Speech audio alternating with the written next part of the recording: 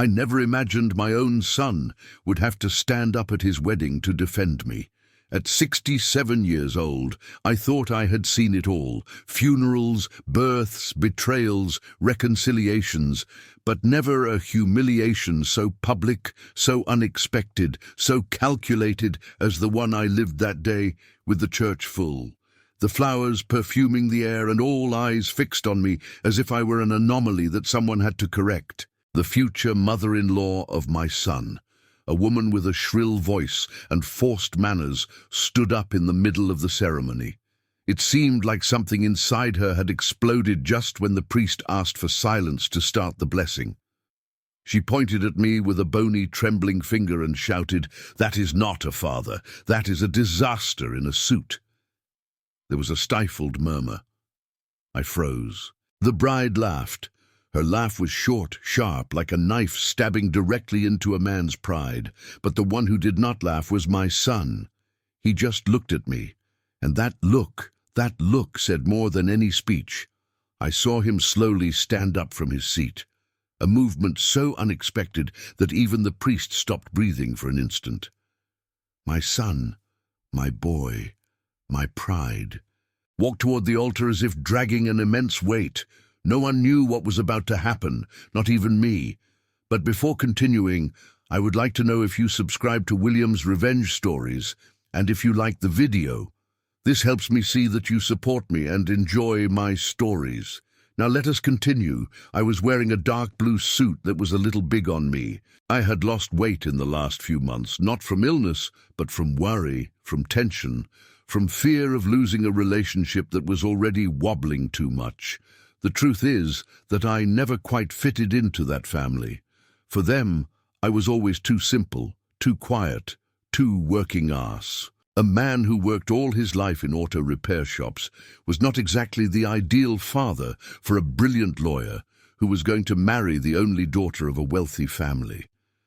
I had taken out a loan to pay for the suit. I wanted to look dignified next to my son on the most important day of his life. I wanted him not to feel ashamed of me, but perhaps without realizing it. I was trying to patch up years of emotional distance between us. He had flourished in a world different from mine, surrounded by people who talked about investments, travel, organic diets, and real estate. I was still the same man who fixed his car barefoot on Sundays. Even so, my son never stopped calling me Dad, even when his future wife frowned upon hearing it. She even told me once very subtly, "I do not want to make you uncomfortable, Arthur, but in our family, we prefer to keep up appearances. You could, I do not know, behave more like a guest than a protagonist." I smiled, although inside that phrase went through me like barbed wire. Her mother, the mother-in-law, was worse. I never heard her say a kind word. She treated me like someone who was in the way. She corrected my posture, the way I spoke, even the way I pronounced some names. "Your accent is too strong, Arthur." She had told me once at the engagement dinner, "Do not worry. It is not your fault. There are people who are born with more cultural limitations than others." And the bride, her daughter, nodded as if it were the absolute unquestionable truth the day of the wedding, seeing me enter with my simple suit and my tie that I had nodded 3 times so it would stay straight. The bride already looked at me with contempt, but I did not come to impress anyone. I came to see my son's happiness, or so I believed, when the mother-in-law shouted that cruel phrase, "A disaster in a suit." I felt my blood freeze. I wanted to answer something, but my throat closed up. The laughter of some guests echoed in my ears like bells of mockery. My son turned sharply toward her. I saw how his jaw tightened, and then, with a calm that was frightening, he approached the altar. "Father," before continuing, my son said, looking at the priest, "I have something to say." The church went into absolute silence. You could even hear the creaking of the pews when some guests moved to see him better. The bride frowned, annoyed. The mother-in-law crossed her arms as if she were sure that my son would defend her. But I knew that expression on my son. It was the same one he had when he discovered as a child that a teacher had treated one of his classmates unfairly. Something was going to break. I felt it in the air. After what they just said to my father, he began, I cannot pretend that everything is fine. The bride opened her eyes wide. My love, do not make a scene, she whispered from the altar, faking sweetness. But my son did not look at her, he looked at me, and I will never forget that mixture of pain, rage, and decision on his face. I'm not going to allow, he continued, anyone to humiliate the man who raised me with broken hands and a whole heart. The guests started whispering among themselves. The mother-in-law rolled her eyes. I did not know where to hide. I felt my legs trembling. And before continuing with this ceremony, my son added, I want to reveal something that I have kept for too long. My heart stopped for a second. I did not know what he knew. I did not know if it was something about me, about him, about the bride. But the tension in the church was so heavy that it seemed like every word of his would fall like lightning. The bride tried to interrupt him. Can you leave this for later? She asked with a tight voice, but he shook his head. No, he answered with a firmness that echoed throughout the church. It is now. At that moment, one of the bridesmaids let out a small scream, not of fright, but of surprise, as if she had just connected dots that she should never have connected. I could feel how the air changed, how something big, devastating, and definitive was about to come out of my son's mouth. And then he said it before marrying me. He pronounced with a firm voice, staring at the bride, I went through your phone. The bride went pale instantly. The entire church held its breath, and I knew without a doubt that this would be the beginning of the end. When my son said he had checked his girlfriend's phone, I felt the whole church breathe at the same time. I did not know what he was going to reveal, but by her expression, by the trembling in her hands, by the way the mother-in-law tried to stand up discreetly, I knew it would not be something small. I knew that moment would break much more than a ceremony. But before all this, long before the wedding, there were signs that a father wants to ignore because one loves his son and convinces himself that he is happy. Even if something inside says otherwise, I had been observing my son's relationship with that young woman for months, his now almost wife. And every day I wondered if he really saw himself reflected in that family or was simply trying to fit into someone else's mold. The first time I met her, she shook my hand without looking me in the eyes. I remember thinking maybe she is shy, but then I understood that it was not shyness. It was arrogance disguised as politeness. She talked about me to my son as if I were not present. Your dad should clean up a bit more, she would say, or would it not be better if your dad stayed home for Christmas? My family wants something more intimate, and him. He tried to justify her. He said she was stressed, that it was her way of speaking, that I should not take it personally. I tried. I really tried. The mother-in-law was even worse. She treated me as if I were a system error, an intruder, a stain on the white tablecloth of her perfect family image. And the most painful thing was how the bride laughed at every cruel comment, as if I existed only to serve as a target for their mockery. But my son, he did not laugh. Never. That was what kept me standing, even though I saw how the distance between us grew bigger, even though I felt he was molding himself for a world that did not belong to me. His look toward me continued to be that of a son who loved me, even if he was trapped in a relationship that overwhelmed him. There was a key moment, a day that marked me deeply. It was 2 weeks before the wedding. My son came to see me without warning. I saw him enter the house with his shoulders slumped as if he were carrying an invisible weight. "What is wrong, son?" I asked him. He sat at the table, rubbing his forehead. I made him a coffee, as I always did when I saw him exhausted. "Dad," he murmured, "did you ever feel like you were living someone else's life?" I watched him in silence. It was a question too big to hide with a smile.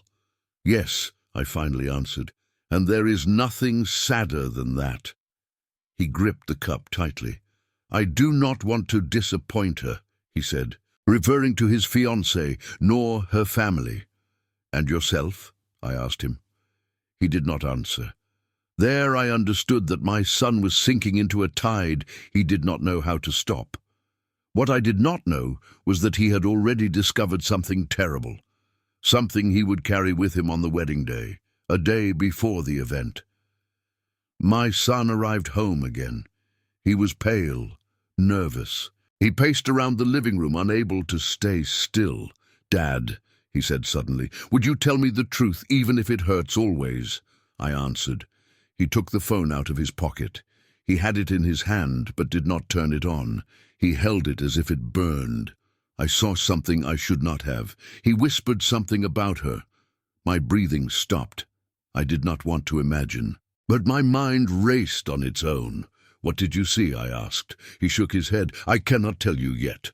But tomorrow I am going to make it public if necessary." "Why not today?" I asked him, desperate to reach him before he collapsed. "Because I still want to believe it is not what it seems," he answered with a sadness that broke me.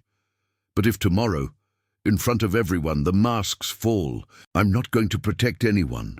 I hugged him. I felt his trembling breathing against my chest. My son was trapped between guilt, duty, and disappointment. I, as a father, could only hold him. That night, I almost did not sleep. The mother-in-law, the bride, their hurtful comments, their gestures, something had always been rotten. And my son had seen the root of that rot. We returned to the church. My son was there at the altar, pointing out that he had checked his girlfriend's phone. The murmur grew. The bride went pale. The mother-in-law pressed her lips together until they turned white. "What did you find?" the priest asked, astonished. My son took a deep breath. "Conversations," he said, "with someone who is not me." An absolute silence, heavy, fell over everyone. The bride swallowed hard. "Love that means nothing." My son, raised his hand. "I have not finished," he said, "because they were not just conversations." My legs went weak. I leaned against the pew. I felt like the air was escaping me. "There were photos," he continued, "dates, plans." The bride closed her eyes as if she wanted to disappear. The mother-in-law shouted, "Do not talk nonsense. That is private." My son looked at her with a disarming calm. "Yes," he answered. "It was private, but not between mother and daughter, but between your daughter and another man, a man who, by the way, you knew very well." The bride let out a choke sob. A guest gasped. A bridesmaid began to cry. And then my son said the sentence that broke the wedding into 1,000 pieces. "Mum." He looked toward where I was sitting. "You were always my example. That is why today, in front of everyone, I want to tell you something. I am not going to marry someone capable of betraying before even starting life together." His words resonated like thunder inside that silent church. The mother-in-law screamed, the bride collapsed, and I could only stay there trembling, knowing that that day, although painful, was also the day my son finally chose himself. When my son finished speaking at the altar, the church turned into an ocean of whispers, cut breaths, and trembling glances. The bride was on the floor, supported by 2 bridesmaids. The mother-in-law was screaming that everything was a lie while trying to lift her dress so as not to trip. And I was just there sitting, feeling my heart pounding like a hammer in my chest. I did not know if what I had just heard was the end of a wedding or the beginning of something much bigger. But while my son continued speaking, I remembered something, that he had been keeping something to himself for weeks that he wanted to tell me. Something that had burned his tongue, but that he had not pronounced out of fear, out of shame, or maybe out of love. And that afternoon, in front of the whole church, I knew he was not only talking about infidelity. There was something deeper, something he had discovered and that had destroyed him inside before even reaching the altar. My son took a step back and wiped his hand across his forehead as if trying to wipe away the weight of everything he had said. I could see the tremor in his fingers. That tremor I knew since he was a child and was afraid of disappointing me. That tremor that appeared when he was about to break. "Dad," he said then, looking at me from the altar with a mixture of vulnerability and bravery, "there is something I did not tell you before. I will never forget that moment." His voice broke a little. It was barely perceptible, but I heard it as if it were a scream. I got up slowly from the pew. I did not want to embarrass him. I did not want to pressure him. I just wanted to be present. "Say it, son," I responded softly. "I am here." The bride, still on the floor, murmured between sobs words that made no sense. "It is not what you think. I love you. Your mom. Your mom." The mother-in-law, with her face red like a rotten tomato, kept screaming that everything was an invention, that her daughter would never do something like that. But no one was listening to her. The attention of the world was fixed on my son. I did not check the phone out of jealousy. He continued, "I checked it because days before someone told me something." My breathing stopped. "Who?" I asked. He extended his hand toward me as if he needed to anchor his strength in my presence. "You, Dad." A dense silence fell over the church. I felt a sudden dizziness, as if they had thrown a bucket of cold water on me. Me? What had I told him that led him to check the phone of the woman he planned to marry? The priest observed everything with his hands joined. Without knowing if he should intervene or let the truth do its work, my son continued, "That night I went to your house." He said, "I heard you talking while you washed the dishes. I thought you were talking to me, but no, you were talking to yourself. You said if he knew what I saw that day, he would not reach the altar." A murmur ran through the benches. I closed my eyes. I had forgotten that detail. I had forgotten that my son was in the living room when I, without realizing it, let that fatal phrase escape because I had indeed seen something that broke my soul. "Dad," he continued, "when I heard that, I knew something was wrong. And although you did not want to tell me, although you stayed silent, I could not keep ignoring the signs. I was afraid to face it, afraid to face her, but you gave me the courage without meaning to." I opened my eyes full of tears. My son had discovered on his own what I wanted to keep quiet so as not to destroy a future he thought he wanted. "Son," I whispered. But he raised his hand, asking me for silence. "Let me finish," he said with a firm tone that filled me with pride. He took a deep breath. "I checked the phone because I remembered something you told me when I was a child. The truth hurts, but the lie kills. And Dad, the lies almost killed me." The mother-in-law screamed, "That is enough. My daughter is not to blame for anything. It is him who is destroying this family." He stared at her for the first time, not with fear, but with a serenity that intimidated her. "Madam," he said, "I am not destroying anything. I'm only showing what you hid." The bride stopped crying. She raised her head. Her eyes were full of rage, not sadness. "You are not innocent either." She told my son, "Do not play the martyr." And then my son, with a tiredness that seemed to carry whole years of pain, responded, "Maybe I'm not perfect, but at least I did not build my life on lies." The echo of those words bounced off the walls of the church. The bride began to get up slowly, holding the arm of a bridesmaid. But when she stood up, everyone could see how the phone slipped out of the pocket of her dress. The phone fell to the floor, and the screen lit up. A message appeared right in front of everyone. My son came down from the altar, bent over, picked up the phone, and looked at it. Just a few seconds. His expression did not change. He already knew everything, but the whole church did change. "Here it is," he said, showing the screen to the public. The message she received just 15 minutes ago while walking toward the altar. The bride screamed, "Do not open it." But it was too late. My son read out loud, "Sure you want to get married. You are still in time to escape. You know that last night you were with me and that you would repeat it." The church exploded in screams. The mother-in-law collapsed on a bench. The bride, in absolute shock, could only say, I did not." My son closed the phone calmly, handed it to her, and pronounced a phrase I will never forget. "I'm not going to marry someone who cheats on me, and even less with someone who laughs at my father."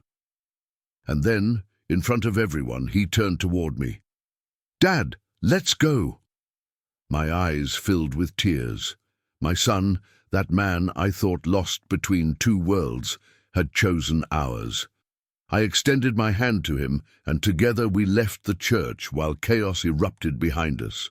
We left the church, walking slowly, as if every step weighed a ton. Not because we doubted what we were doing, but because we had just left behind a fire that we could still hear, burning. The screams of the mother-in-law, the tears of the bride, the bewilderment of the guests. Everything echoed behind us as we advanced toward the main door. When we finally crossed the threshold and the fresh air from outside hit us in the face, my son stopped. I looked at him. His breathing was agitated, his hands trembling and his gaze lost in an indefinite point. He stood still, without letting go of my hand, as if his body had told him that is enough after enduring so much. "Son," I whispered, fearing he would collapse. He did not answer. He just let himself fall.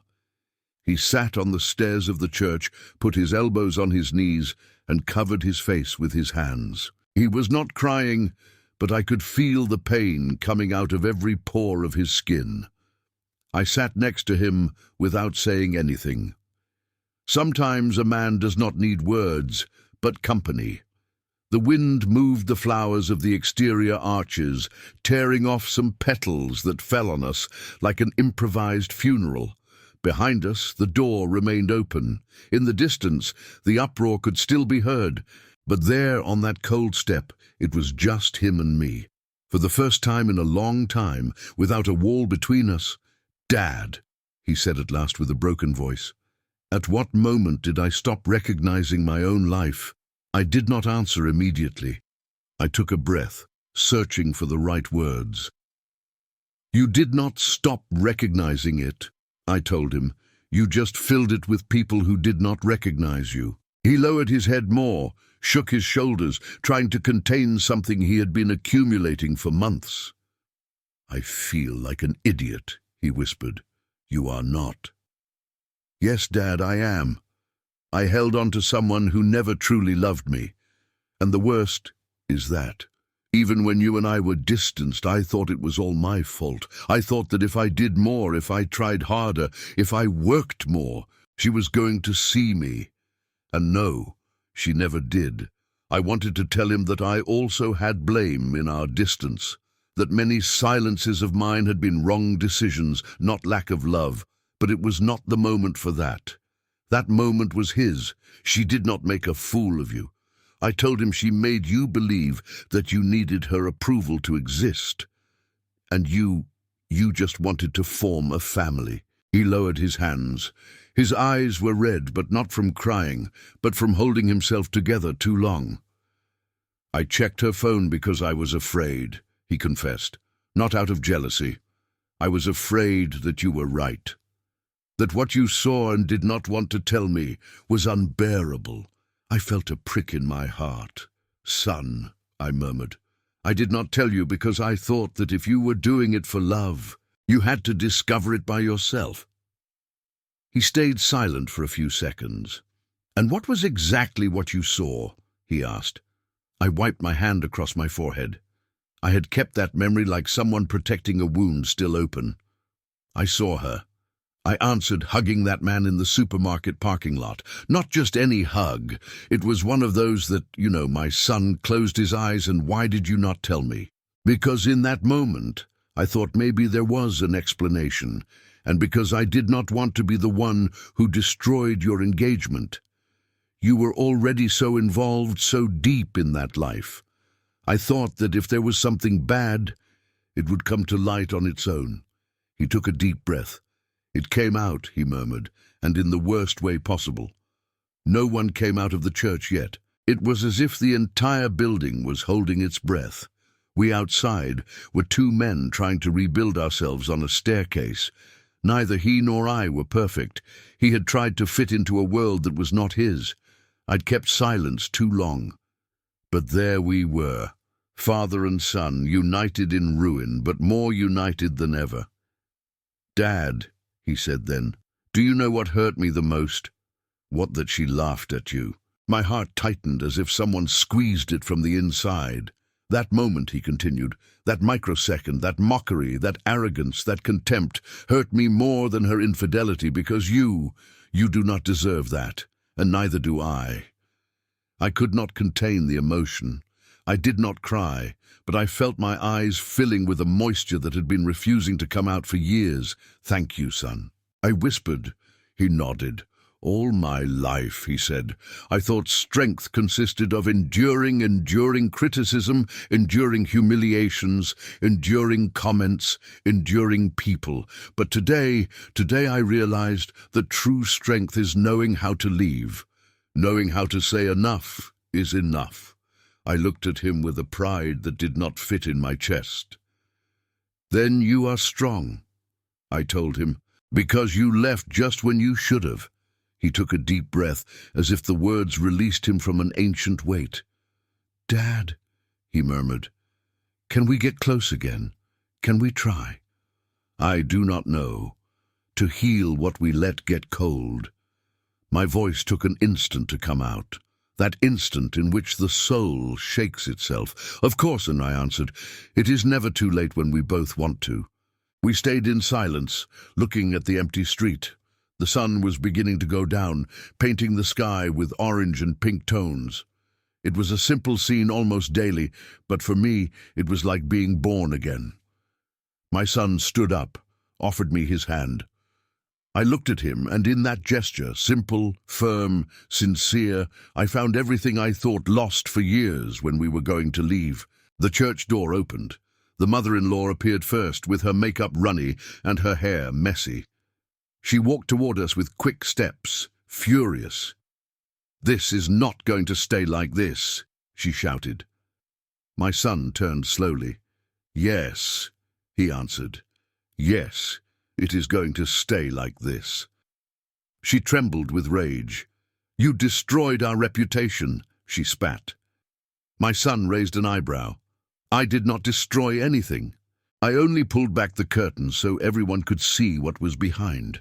The mother-in-law pointed at him with her finger. "You are going to regret it."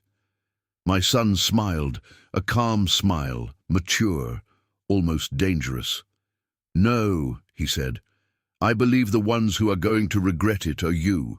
And then, without looking back, we started walking without knowing that the worst had not happened yet. We walked a few meters away from the church before my son stopped again. I thought he had gotten dizzy or needed to sit down, but no, what had stopped him was something else. The certainty that there were still truths buried under that family we had just left behind. Truths that he was going to face, even if it hurt him, even if it hurt me, Dad, he told me without looking at me. "There is something I did not tell you, something I discovered just 2 days ago. The wind blew and lifted dry leaves around us, as if the world itself shuddered with what my son was about to reveal." "What is it, son?" I asked, feeling a knot tighten in my throat. He took a deep breath and looked at the ground. "I did not only find messages on her phone," he said. "I found audio files, conversations with her mother and with that man." My heart skipped a beat. "What were they talking about?" I asked, although I was not sure I wanted to know. He raised his gaze, and I saw in his eyes a pain so deep that it almost broke me too. "They talked about me, Dad," he said, "about how I was not up to par, about how you were a nuisance at the wedding, about how they could handle me and use me." My blood froze. "Use you for what?" "For money," he responded with a mixture of shame and rage, "to get benefits so that I would support a project of theirs. They even talked about, if necessary, exaggerating the pregnancy to rush the wedding." I put a hand to my chest. I felt a sudden dizziness. How far did the manipulation of that family go? What kind of people were they? My son kept talking, but his voice was no longer broken. He had the voice of a man who had woken up for months. He continued, "They made me believe that this wedding was the best thing I could do, that she loved me, that they respected me. But every kind word was poisoned, every gesture calculated, and I fell like an idiot." I put a hand on his shoulder. "You are not an idiot. You fell in love. That is not a shame." He smiled bitterly. "Yes, but I did not fall in love with the person. I thought I fell in love with a fabricated version." He stayed silent for a few seconds. Then he continued with a voice that trembled from intensity, "Not weakness. And the worst, Dad, is that those two, the mother-in-law and the bride, laughed at you constantly in the messages, in the audios. They even had a nickname for you." A pang went through my chest. "What nickname?" I asked. My son hesitated, but he answered, "The ballast. That is what they called you." I closed my eyes. I felt as if a gigantic hand squeezed my heart. Ballast, something that hinders, something that drags, something that stops progress. That was me to them. But before I could answer, my son spoke again. "Dad, you are not a ballast. You never were. But they wanted me to see you as a weight, to separate me from you, to control me better." I leaned on the nearby wall. Everything was spinning, but there was something even darker behind his gaze. I knew it. "I felt it, son," I murmured. "What else did you discover?" He swallowed hard. "I discovered that that man she was talking to was not just any lover. He was someone hired by her mother to manipulate her, to make me seem like the best option, so that I would feel responsible for her and her emotional stability." I was left speechless. My son continued, "They wanted to make sure I got married, whatever the cost." That phrase pierced me. "And why such obsession, son?" He clenched his fist because I had been promoted recently, and because a part of the company where I work was going to open calls for partners. The mother-in-law knew that, and she thought that if I got in, her family got in too, her contacts, her investments, her last name. I raised my head slowly. So, the whole relationship was a plan. My son lowered his gaze. "I do not know. Maybe at the start, no. But at some point, her mother took control. She turned her into an instrument for her ambition." I stood still. I felt a deep pain, as if someone had taken something that belonged to me. Not the bride, not the wedding, but the time, the love, my son's innocence. Silence wrapped around us before continuing. "Tell me here in the comments what you think of this story so far and what you would do in his place. Do not leave the video because what comes next will give you goosebumps." My son sighed. "Dad, that morning before the wedding, I already knew I was going to cancel it, but I did not know how to do it without destroying you." "Two." "Me?" I asked, surprised. He nodded. "Yes, because I knew that if the wedding was ruined, the mother-in-law was going to blame you publicly, and I could not allow that. Not after everything you have done for me." I felt a tremor run through me. My son, the man who had just broken an entire wedding, was still thinking about protecting me. "And that is why you spoke like that at the altar?" I asked. "Yes. I had to expose the truth myself. Let the guilty ones be them, not you." I wiped a hand across my face, trying to process everything I had heard. "You are strong." "Son," I whispered, "I was because you taught me." He answered. At that moment we heard quick steps behind us. When we turned around, we saw one of the guests coming, running, agitated. "Arthur, your son, you have to go back." Something happened inside. My son and I looked at each other. Something horrible, something unexpected. The masks were not just falling, they were about to break completely. When that guest arrived running toward us, with his face distorted and his breathing ragged, I knew something terrible had happened. Not a simple anxiety attack, not a common faint. Something that was going to change the course of this story even more than it had already changed. Because tragedy, when it arrives, does not hit just once. It comes in waves. And that was just the next one. "You have to go back," the man shouted with eyes wide like coins. "It is the mother-in-law," she fainted. "No," he responds. My son stood motionless for a second. I do not know if it was surprise, fear, or simply disbelief. But after that brief instant, he reacted and began to walk toward the church with quick steps. I went behind him, feeling my heart accelerating more than it should at my age. Not because I worried about that woman who had despised me without pause since the first day, but because I knew that anything that happened inside that church would be used against us. Tragedy is a very easy tool to manipulate. When we entered, the chaos had multiplied. Some guests were trying to leave hurriedly, others shouted meaningless instructions. In the middle of the central aisle, surrounded by people uselessly leaning over her, was the mother-in-law, pale, motionless, with her eyes half open. The bride was crying beside her, but not a cry of true pain. I had already learned to distinguish them, but a hysterical one, almost theatrical. I heard her repeat a phrase over and over again, "This is your fault, your fault." My son approached slowly. I felt the whole atmosphere tightened, as if every person in that church expected him to collapse or ask for forgiveness. But he did neither of those things. "What happened?" he asked, with a voice that could only be described as mature and tired. An aunt of the bride answered. "She had an attack. She started screaming, insulting them, running toward the door, and suddenly she collapsed." "Nerves, surely. Look what you provoked." My son tightened his jaw. "She provoked this herself," he answered. "I only told the truth." The aunt opened her mouth to reply, but at that moment, a paramedic arrived whom some guest had called. He cleared the area with firm movements and knelt next to the mother-in-law. He took her pulse, looked at her eyes, moved his head slightly.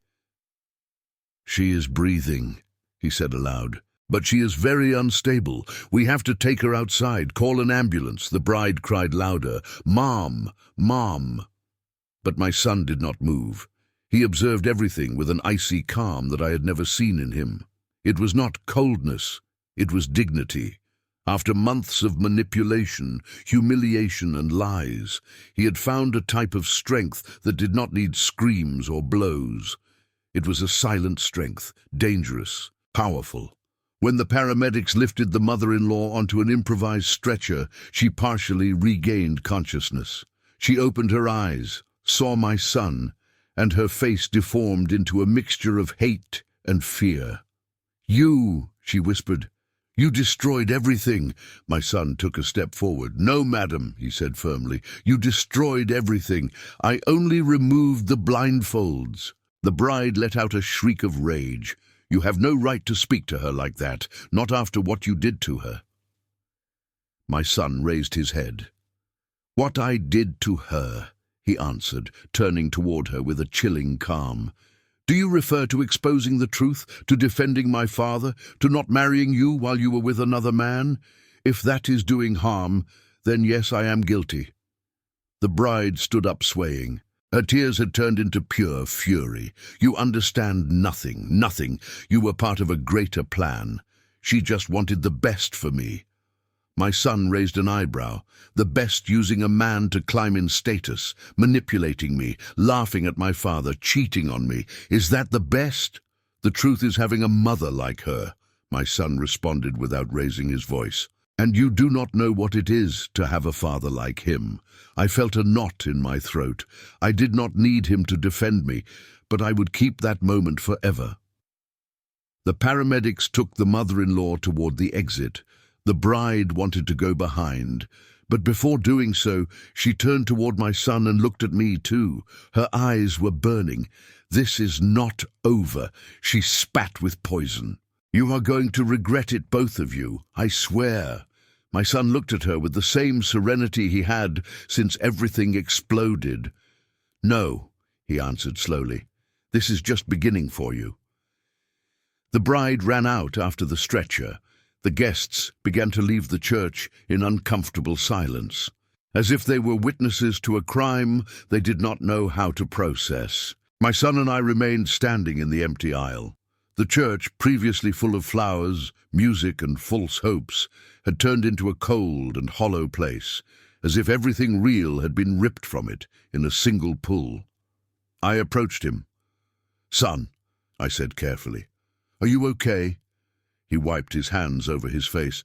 "I do not know, Dad," he admitted, "but I am free, and that is the beginning." I stayed by his side, mirroring his posture. The main door was still open. Outside, the sirens could be heard in the distance. The wind entered through the windows, moving the tablecloths and the petals, as if someone wanted to erase all evidence of what happened. "I told you the worst had not happened," my son murmured suddenly. I looked at him. "What do you mean?" He swallowed hard. "The audios are missing, Dad. The ones I have not told you yet. The ones that reveal who was really behind everything." My heart skipped a beat. "Who?" I asked. My son lowered his voice as if he feared the walls could hear him. It was not just her mother, nor just her lover. He took a step closer and whispered, "There was someone else, someone we know, someone you would never imagine." For the first time all afternoon I was afraid. When my son said there was someone else involved, someone I knew, I felt a cold run down my back, as if someone had opened a door to winter inside the church. He was not a man of exaggerations. He never had been. So if he said there was a third party implicated in that game of manipulation, it was because he had proof, and because that name weighed more than he could pronounce without preparing me first. "Who is it?" I asked, my voice barely a thread. My son lowered his gaze, took a deep breath. I could see his chest rising and falling with difficulty, as if the simple fact of saying it was a direct blow to the stomach, and there I understood something.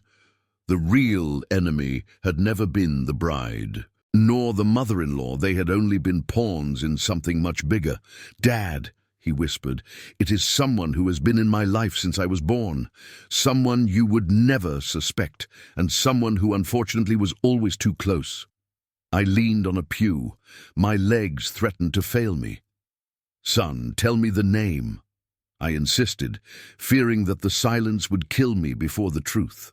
He raised his eyes, and I saw him. I saw it all in them: pain, rage, deep disappointment, a void that only forms when betrayal comes from someone who was supposed to protect you. "It was Uncle Richard," he said at last. I felt as if I had been hit with a brick in the chest. "Richard," I repeated, incredulous. My brother, my son, nodded slowly, my vision blurred. I leaned harder on the bench, trying to order the memories. "Richard, my younger brother, the man who came to our Christmases, the one who always had a joke ready, the one who held my son when he was a baby, the one who said I was too rigid and that he instead understood him better, the one who was invited to the wedding, the one who sat with the bride's family more than with us in the last months." My son kept talking. "Dad, the audios," he swallowed hard. "The audios show conversations between the mother-in-law and him." I put my hand to my mouth, feeling how disbelief turned into fury. "And what did they say?" I asked, although a part of me did not want to hear it. "They said you were an obstacle." My son answered that I was too attached to you, that if she wanted to control the relationship, she had to separate me from you first. I had to close my eyes. Richard, my own brother, the man I had helped so many times, the man to whom I lent money to save him from a debt, the man who always came to me when he got into trouble. He had said that, and why, I asked almost without a voice. Why would he do something like that? My son swallowed hard.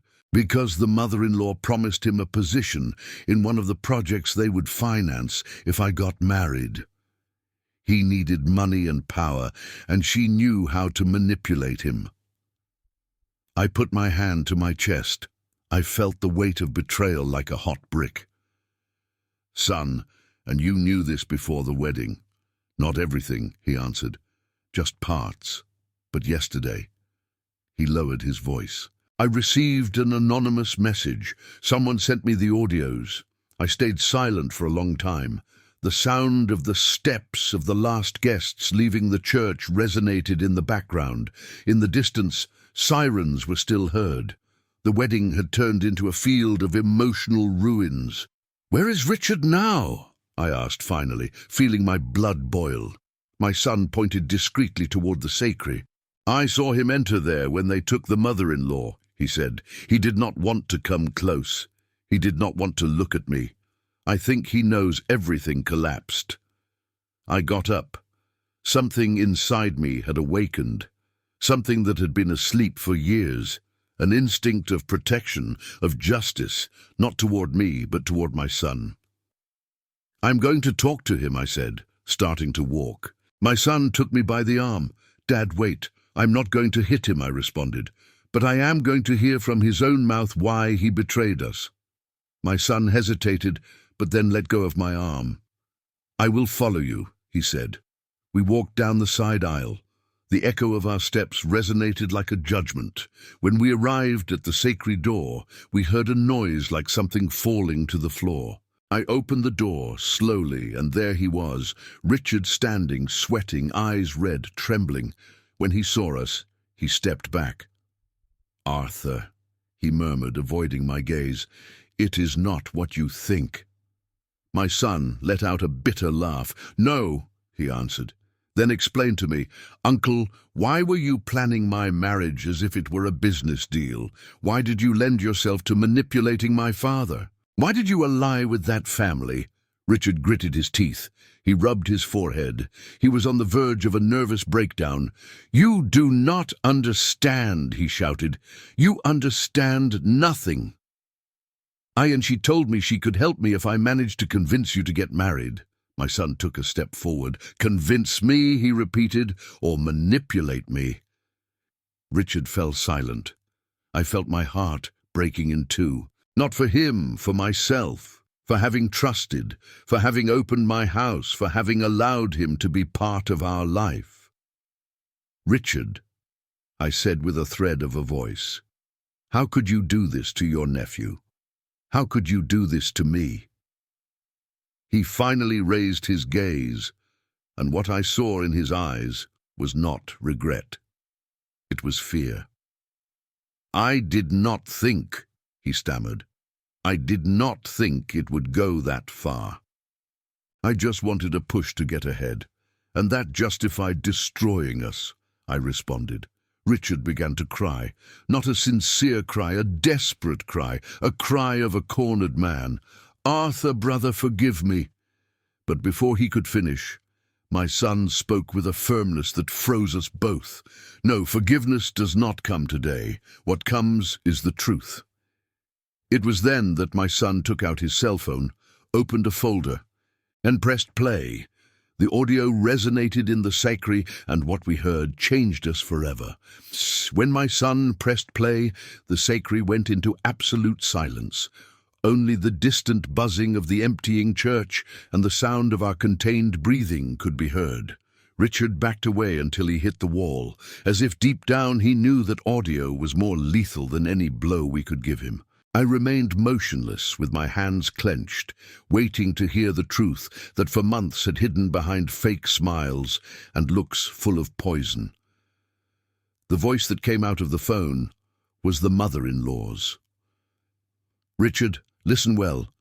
If Arthur keeps getting in the way, your nephew will never be mine. And if he is not mine, there is no deal." My heart beat so hard, I thought it was going to break my ribs.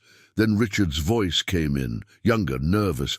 I know, but he is my brother. This is going too far." And the mother-in-law responded with a tone so cold it froze my blood. "Blood ties do not pay debts, nor give you opportunities. Do what I asked you, and if you have to push him away, push him away. Your nephew trusts you. Use him." My son closed his eyes, hearing that. I had never seen such contained pain on his face. Richard buried his head between his shoulders. The audio continued. "And do not worry about the girl," said the mother-in-law. "She will do her part. It is not difficult to make him fall in love. He is a noble and manipulable boy. Once married, he will be an extension of us. And I finally will have access to what I need. I felt my chest tightening. The air became dense, almost unbreathable. My son paused the audio a second. "Do you want me to continue?" he asked without raising his gaze. I could not speak. I just nodded. He pressed play again. In the audio, the bride's voice was heard this time. She was laughing. "Mom, seriously, Arthur suspects nothing. If you saw how he looks at me as if I were a gift from heaven, poor thing." The mother-in-law let out a laugh. "As long as he does not find out about you, the bride answered. "He is not going to find out. No one will see that video."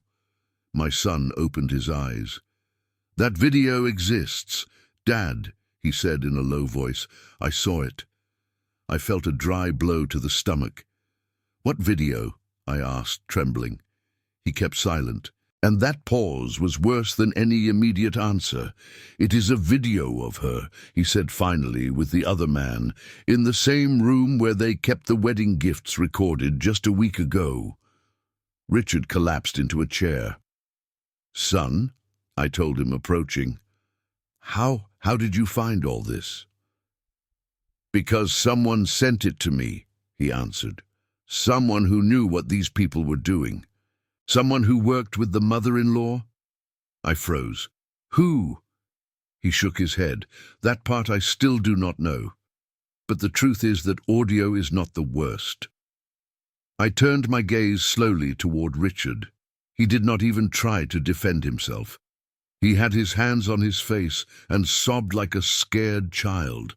"Richard," I said with a grave voice, "do you have any idea what this means?" He did not answer. My son continued, "There is a second recording, one that he tried to swallow, one that involves you directly, Dad." I felt the world stop. "Me?" I asked, confused. "What does it have to do with me?"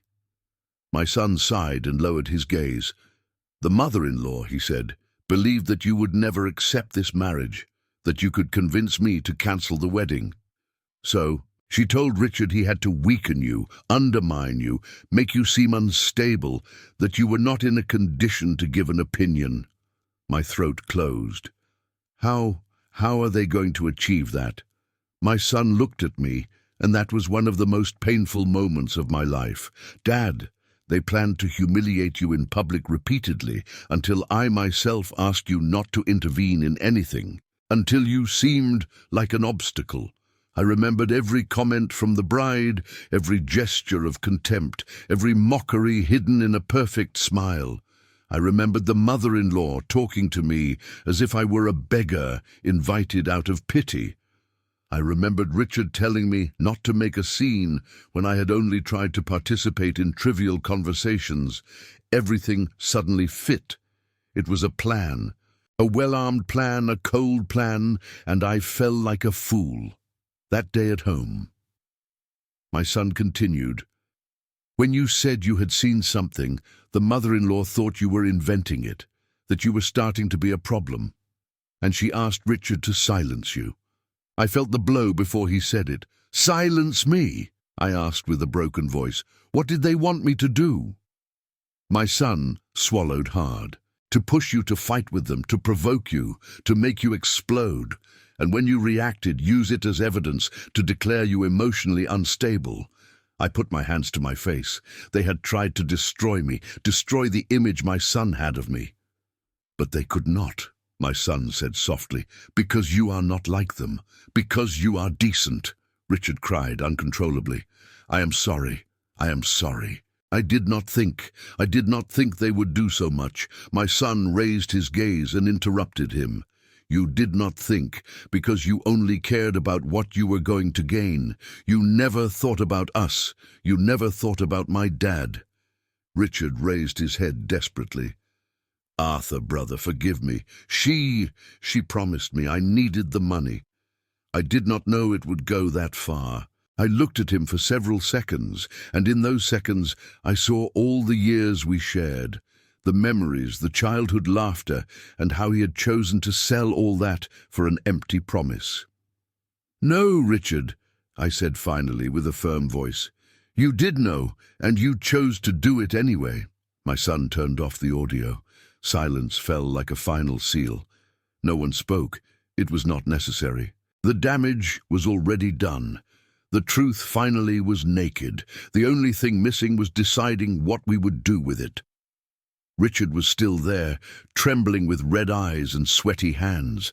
The air inside the sacristy seemed to have become thick, almost solid, as if the betrayal revealed in those audios had filled every space between us.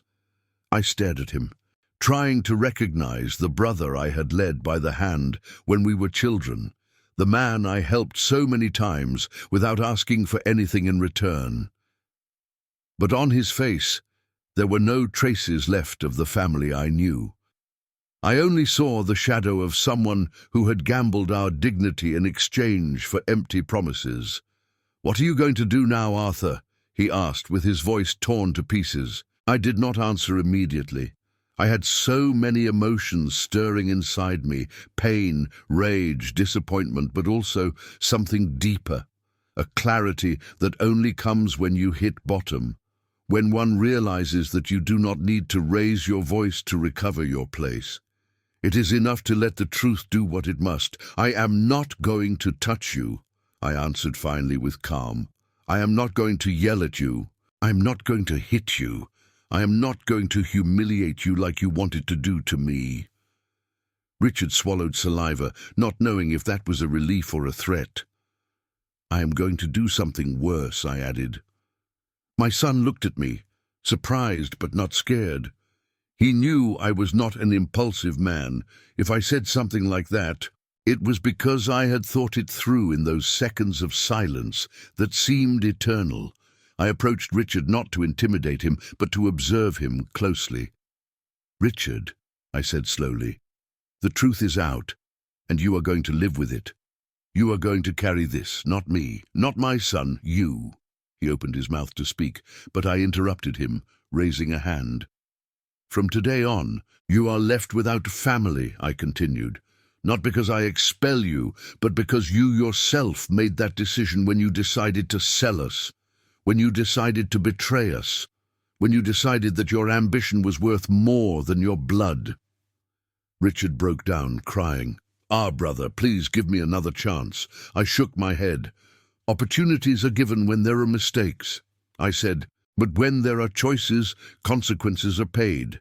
My son took a step forward, looking at his uncle with a mixture of sadness and strength. "Not only did you use me," he said, "you tried to destroy the only relationship that has always been honest in my life, the one I have with my dad." He stayed quiet for a moment and then added that I will never forgive you. My son's words were harder than any punishment. Richard fell to his knees. His tears hit the floor like little drops of misery. I turned around. It was not worth continuing to look at him. And as I walked away, I felt a wave of strange relief. Not happiness, not satisfaction, something more sober, more earthly, as if I were finally closing a door I should have closed many years ago. My son followed me toward the hallway. When we left the sacristy, the guests had almost all gone. Only trampled petals remained, empty pews, and an uncomfortable silence that still smelled of expensive perfume, runny makeup, and broken lies. "Dad," my son said, taking a deep breath, "do you think we did the right thing?" I stopped to look at him. "You did what was necessary," I answered. "The right thing is not always pretty, but it is always liberating." He lowered his gaze. I thought I was going to feel destroyed. He confessed. "But no, I feel clean." I smiled barely. That is what happens when one stops carrying weight that never was theirs. We left the church. Outside, the weather had changed. The sun hid behind a grey cloud, as if the world knew that something had broken inside those walls. The ambulance had already left. The mother-in-law would be being attended to in some hospital, probably surrounded by doctors she would consider at her level. The bride was sitting on a bench near the parking lot alone. With her dress wrinkled and her gaze lost, she saw us approaching and got up immediately. "You cannot leave like this," she said with a trembling voice, but full of contained rage. My mum is not going to leave this be. This will have legal consequences, social ones. Everyone is going to talk about this. My son stopped in front of her. I remained a few steps back. Let them talk, he answered. I have nothing to hide, she laughed, nervous. And what are you going to do when she sues us for defamation? My son tilted his head. Defamation, he smiled coldly. Everything we said is in those audios. Do you want me to publish them? Do you want the whole city to listen to them because I can do it in a minute? She went pale. No, you would not do that. My son took out his cell phone. Want to bet she stepped back, trembling. Okay, she murmured. Okay, do not say anything, but I loved you. He shook his head slowly. You wanted my last name, my position, my future, not me. She collapsed on the bench, crying, but it was no longer a theatrical cry. It was a dull, empty cry of someone who finally saw the castle fall. When we turned to leave, she shouted a final phrase. You are going to regret it. Both of you. My son did not stop. Regret is for those who lie, he said without turning around. We told the truth. We walked toward the car. The air was fresh. As if for the first time in months, we could breathe without feeling a weight on the chest. Just when I opened the door, my son stood still. Dad, he said, looking at me with eyes full of something new. Thank you for being with me. I put a hand on his shoulder. I was always there, I answered. You just needed to see it. And as we started the car, both of us knew that the darkest chapter had ended, but we still had to face the outside world. An elegant revenge does not destroy. It reveals, and we had just revealed to everyone who we were and who we were not. The next day, the entire city seemed different. Not because the weather had changed, nor because something concrete had happened in the streets, but because we had changed. My son and I woke up in a world where there were no longer masks, nor lies disguised as love, nor external voices dictating how we should live. We had recovered something that life had been taking from us, little by little, our dignity. I woke up early. As always, I made coffee, black, strong. How I have taken it all my life, and listened to the silence of my house, a clean, honest silence. My son slept in the guest room, exhausted by the storm of the previous day. I let him rest. I knew that today would also be a difficult day. Not because of the failed wedding, but because of the emotional weight that came after making such big and painful decisions. I looked at my phone. Several missed calls, messages, notifications, the city talking, the in-laws crying on social networks, conjectures, rumors, people inventing heroic versions of the bride to justify the unjustifiable. But among all that noise, there was a message that caught my attention.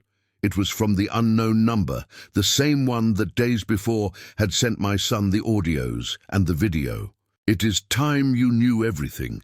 I felt a chill run down my back. Everything. Did we not know it already? As soon as I finished reading it, I heard my son's steps coming down the stairs. He entered the kitchen with his hair messy and eyes swollen, but with a calm I had not known in him for years. "Good morning, Dad," he said with a hoarse voice. "Good morning, son," I answered, pouring him a cup of coffee. He sat in front of me, and for the first time in a long time, I saw him relaxed, not calm, but relaxed, like someone who has just come out of a storm and is trying to get used to seeing the sun again. "Do you think it was the right thing?" he asked again with a hint of doubt. "Not the right thing," I answered, "the necessary thing." He took a sip of coffee and nodded slowly. Then my phone vibrated again, the same unknown number, this time an attached file, an audio. My son frowned. "It is the same person." I nodded. "What do they want now?" he asked. I took a deep breath. "I suppose to reveal what is missing," I answered. My son took his cell phone too, and then we both listened to the audio at the same time. A male voice, firm, familiar, too familiar. Arthur, you do not know how difficult it is to manipulate your son without him noticing. But do not worry. Everything will be under control. I just need you to do your part." I froze. The world stopped spinning. That voice was mine. "Dad," my son whispered, "what is this?" I felt my legs failing me. I leaned on the table, dizzy. "No," I muttered. "That audio is manipulated. That is not the truth. I never said that." My son stared at me, not with distrust, but with fear of what it meant. "Dad, that audio, why does something like that exist?" I passed my hands over my face. My mind worked at full speed. How could they have an audio of me? When had that happened? And then I remembered a family lunch. Richard sitting next to me, his cell phone face-up recording without me knowing. I was talking about a work project with a friend using the phrase, "I need you to do your part." And he had edited everything else. "Son," I said finally, "that audio is cut. Lucas and I, the guy from the shop, we're talking about a job."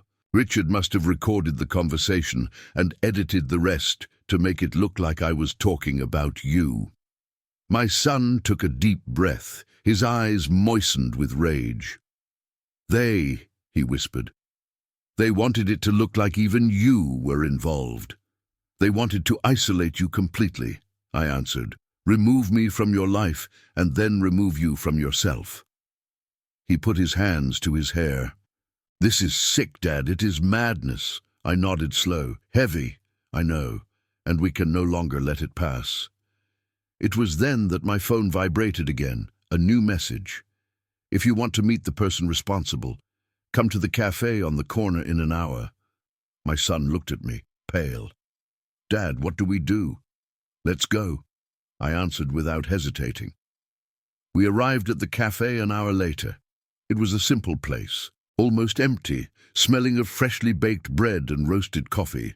The soft sound of cups clinking against plates accompanied us as we searched for the mysterious informant. And then we saw him sitting at the table in the back, a young man, white shirt, serious expression, trembling hands. "Who are you?" my son asked as we approached. He raised his gaze. "My name is Daniel," he answered. "I worked for the mother-in-law for 2 years. I was her assistant, and I was also friends with your uncle Richard." My son clenched his fists. "Did you send the audios?" Daniel nodded. "Yes, because she ruined my life too. And because I knew that you were the next victims." I sat down slowly. "Why now?" I asked. Daniel looked at us with old pain. "Because they were not going to stop. They already had a new plan, one that went beyond the marriage." My son swallowed hard. "What plan?" Daniel breathed deep, as if it cost him to say it. "They wanted to destroy you professionally. They wanted to accuse you of fraud in the company. Everything was ready. They just needed to marry you so that you would accept signing something without reading it. That marriage was the key to your total ruin." My son ran out of air. I got up slowly. "Then you did the right thing by telling us," I said. Daniel lowered his gaze. "I did it because I know what is coming now, and you must be prepared." My son and I exchanged a look. "What is coming now?" I asked. Daniel looked us directly in the eyes. "They are going to counterattack." My son squeezed my shoulder, and I knew that the real battle had just begun.